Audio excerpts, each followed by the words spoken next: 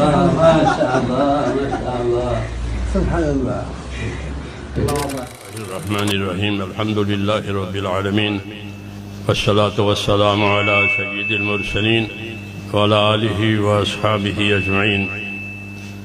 میرے بزرگوں اور پیارے بھائیوں، اللہ تعالیٰ آپ حضرات کی خدمات کو قبول فرماوے، پورے عالم میں حق اور ہدایت کے عام ہونے کا ذریعہ فرماوے. اللہ کا دین یہ ہمارے پاس امانت ہے، ہمارے پاس امانت ہے. اس کی حفاظت بھی ہمارے ذمے ہے، اس کے ارشاد بھی ہمارے ذمے ہے، اور اپنی ذات سے اس پر استقامت کرنا بھی ضروری ہے. اسی سے ہماری عزت ہے. دین ہے تو سب کچھ ہے، دین نہیں ہے تو کچھ نہیں ہے. اور دین میں بڑی چیز ایمان اور علم ہے. جیسا امام غزالی رحمۃ اللہ علیہ فرماتے ہیں کہ دو ہی چیزیں ہمارے پاس بڑی ہے جو اللہ کی طرف سے ہم کو ملی ہے. ایک ایمان ملا ہے اور ایک علم ملا ہے. ایمان یہ تو اللہ کے تعلق کا نام ہے کہ ایمان لایا، یعنی میں اللہ سے، میں نے اپنا اللہ سے تعلق پیدا کر دیا، بندگی کا اور عبدیت کا. یہ ایمان ہوا.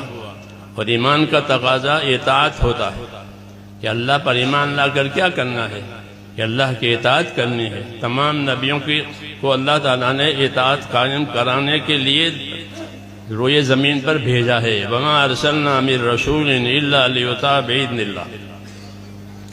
تو اطاعت قائم کرانے کے لیے نبیوں کو بھیجا ہے، اور اطاعت علم کے بغیر ہو ہی نہیں سکتی. اس لیے اللہ تعالیٰ نے نبیوں کو جس طرح بھیجا ان کے ساتھ یہ علم اتارا ہے. علم الہی یہ بڑا شرف ہے. اللہ جس کے ساتھ بھلائی کا ارادہ کریں گے وہ اس کو اپنے دین کی سمجھ دیں گے، وہ اپنا دین دیں گے. اس لیے یہ بڑی نعمت ہے. خصوصاً قرآن و حدیث یہ تو اصل علم ہے. یہی حضور کے پاس تھا، اسی کی تبلیغ کی، اسی کی تعلیم دی، اسی سے تربیت ہوئی ہے. تو یہ بڑی نعمت ہے. جس کو یہ ملا وہ خیر کثیر اس کو مل گئی. تو ہم جس زمانے میں وہاں تھے، پڑھتے تھے دورہ حدیث میں، تو جب ہمارا سال ختم ہوا 149 تھے ہم لوگ، 150 میں ایک کم. تو حضرت رحمۃ اللہ علیہ نے بخاری شریف ہماری ختم کرائی، پھر اپنی چوکی پر کھڑے ہو گئے. اللہ ان کو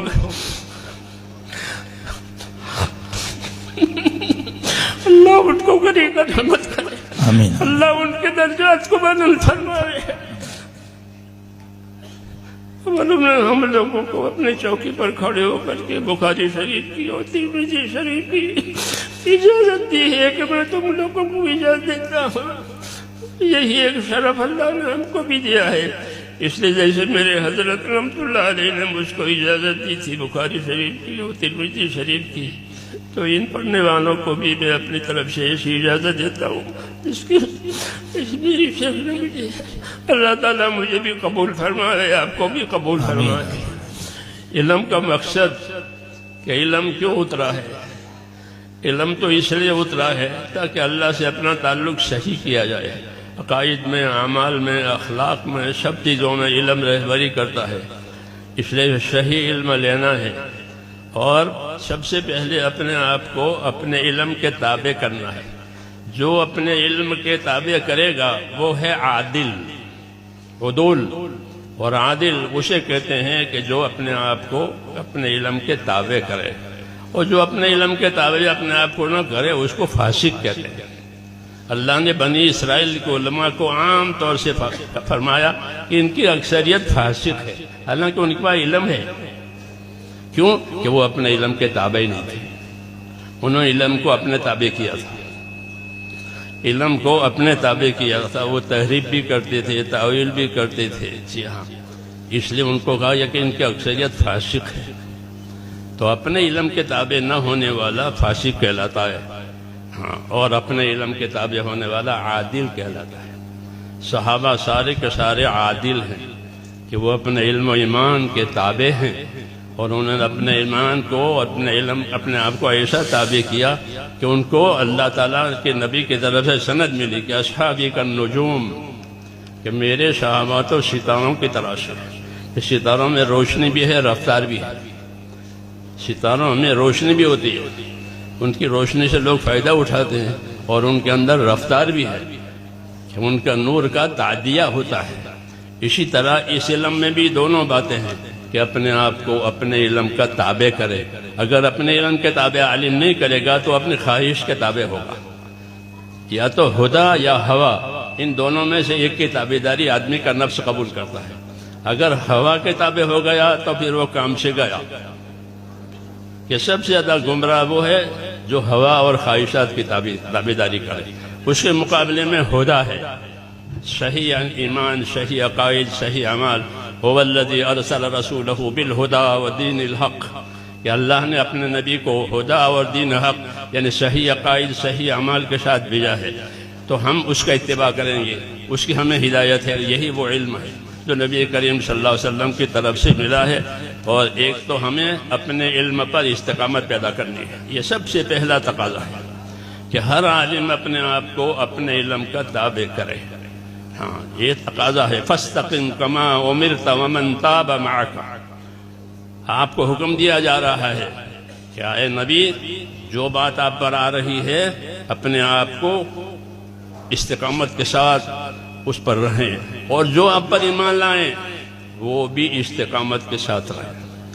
تو ہمارے علم نے ہم کو استقامت کی دعوت دی ہے، اللہ نے کہ اپنے علم پر استقامت کے ساتھ رہو۔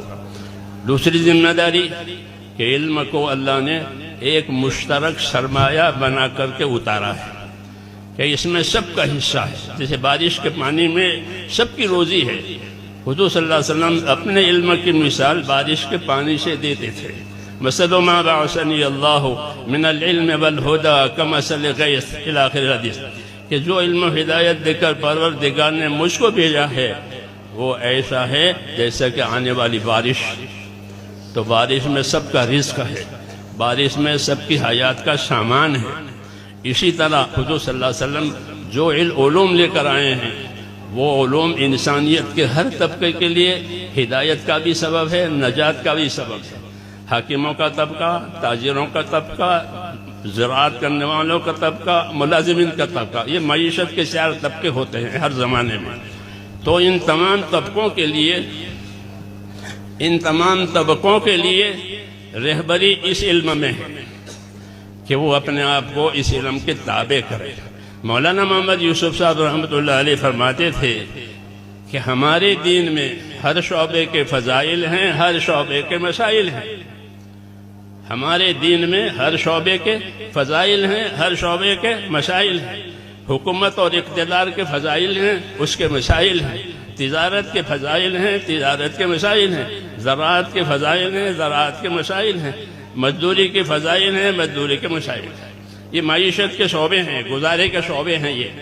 تو ان 4 شعبوں کی رہبری اس علم میں جی ہاں جو اتارا ہے، اس لیے یہ مشترک سرمایہ ہے سب کے لیے کہ جن کے پاس آوے یہ علم وہ اپنے آپ کو اس کا تابع کرے، دوسرا اور دوسروں کو اس کی دعوت دے، اور جو دعوت قبول کر کے آوے وہ طالب ہے، اس کو طلب کے مطابق اس کو علم دے۔ اس طرح یہ طریقہ رہا ہے، اور اسی طرح یہ علم چلتا ہوا اللہ تعالیٰ نے ہم تک پہنچایا ہے۔ اللہ تعالیٰ آپ حضرات کے مسائل کو قبول فرماوے، اور ہم سب کو اس علم کے ذریعے سے اپنے مقبول بندوں میں داخل فرماوے۔ جی ہاں، اور ہم سب کا انجام بخیر فرماوے۔ اللہ تعالیٰ آپ حضرات کی خدمتوں کو قبول فرماوے۔ جزاکم اللہ تعالی۔